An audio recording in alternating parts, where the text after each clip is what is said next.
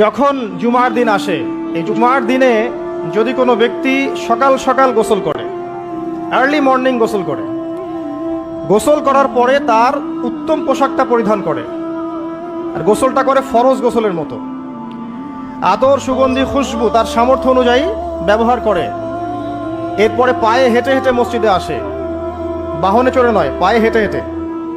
যদি আপনি অনেক দূরে থাকেন সেটা আলাদা কথা।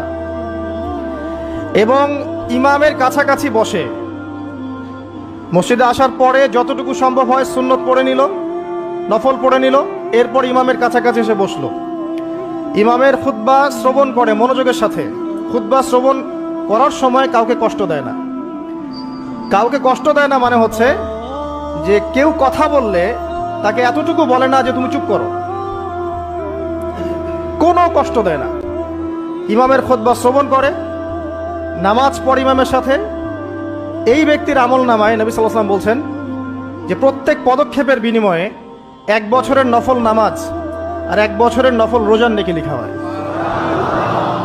জুমার এই সমস্ত নেকি নষ্ট হয়ে যাবে যদি আমরা এখানে আদব রক্ষা করতে না পারি।